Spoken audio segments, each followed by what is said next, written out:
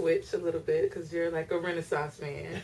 You do some Broadway stuff too. You've been doing Broadway for a while now. Played some pretty big parts. What's the most memorable part that you played on Broadway? On Broadway, I would say definitely Hairspray. Hairspray was a great show, especially for my career as well. You know, I did that show 2.5 years. And from that, I was actually able to get my voice in the movie as well. Like a lot of people don't know, my voice is actually in the movie. Okay. Featured in the detention scene when CB joined Tracy Turnblad, like the dances and stuff. Okay. So that's actually me playing like the James Brown kind of voice or whatever. So I love that show. I love that show. Okay. Now, are you content with just doing Broadway stuff, or do you want to be on the big screen? Is that a goal of yours? Yeah, I definitely want to be in the big screen.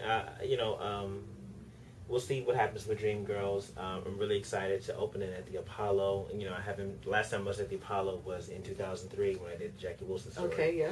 So I'm looking forward to going back to the Apollo and I'm so looking forward to it. We actually hit the Apollo this Friday. We actually moved our rehearsals from 42nd Street Studios to the Apollo, and you know, it's just all going to be real. But so I'm looking forward to that. And then after the tour, the show may come to Broadway, and then after that, I'm looking forward to, you know, just branching out a little bit more, pursuing my music more, and then also seeing what, if anything, happens in television and film. Okay. Now, what about you talked about Dreamgirls, that's your next role. Mm-hmm. What about this cast and this production is different to get people that maybe a little skeptical? They're like, oh, I've seen it done before, or I saw the movie. So what do you have to say to people that are like, I don't really need to see this version, I've seen it before, that's special about your cast and this production, your rendition of it? I would say definitely this version is its own version. Like, you know, Dreamgirls was set, you know, by Michael Bennett and you know, and Jennifer Holliday and a lot of those original company members that put together a masterpiece. Mm-hmm.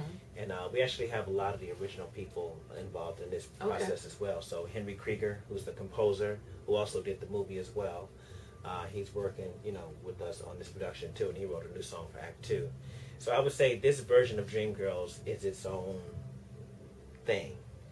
So it's not the traditional version that people seen before, nor is it the movie. It's sort of a hybrid, and it's its own thing. Okay. And I love working with this cast because I feel, you know, it took them a year to cast this. Wow. I was actually one of the first roles they cast. I was cast in November of 2008. Okay. And, you know, they finally got all the parts and stuff, and, like, you know, just, I get chills, like, seeing, like, the cast, like, perform, because these characters are literally just extensions of who these people already are. So it's not like people have to really, really act really hard or try to be something they're not. Okay. You know, it's already naturally there. So, you know, I'm excited. I'm looking forward to being at the Apollo stage. Now, if you had, I know this is a hard question, if you had to choose between singing and acting, you could only do one, which one would you choose? I go through seasons. So right now it's my singing season. Okay. You know? So, you know, I'm working on a little project, even though I'm still, you know, doing the theater thing at the same time too. But when I perform my music, it's my story. And I think that's more personal than me, you know, telling somebody else's story, though it's an honor to, you know, but, you know, when I work on an album, when I share some music that I've created or that I've collaborated with somebody with or whatever, it's me sharing my experience directly. I'm singing it the way I want to sing it. Mm-hmm. I'm saying what I want to say, you know, and the vibe is me. It's honest. So what's next for you besides the music, besides Dreamgirls, because that's this year? Like, what's coming for Chester in 2010? What do people have to look forward to? Well, the Dreamgirls tour is actually a year. So so you'll be traveling. I'll be in the city, you know, near you, hopefully real soon. You know, we're going to Seattle. We're going to LA for 5 weeks. We're going to Tokyo. Whoa, So we're going throughout the nation and over to Japan. So I'm really looking forward to that. And then aside from that, you know, I'll also have this EP that coincides with the project too. So that's all the way up until November of next year. So that's pretty much what I'm going to be doing the next year. So what's next for you besides the music, besides Dreamgirls, because that's this year? Like, what's coming for Chester in 2010? What do people have to look forward to? Well, the Dreamgirls tour is actually a year. So so you'll be traveling. I'll be in the city, you know, near you, hopefully real soon. You know, we're going to Seattle. We're going to LA for 5 weeks.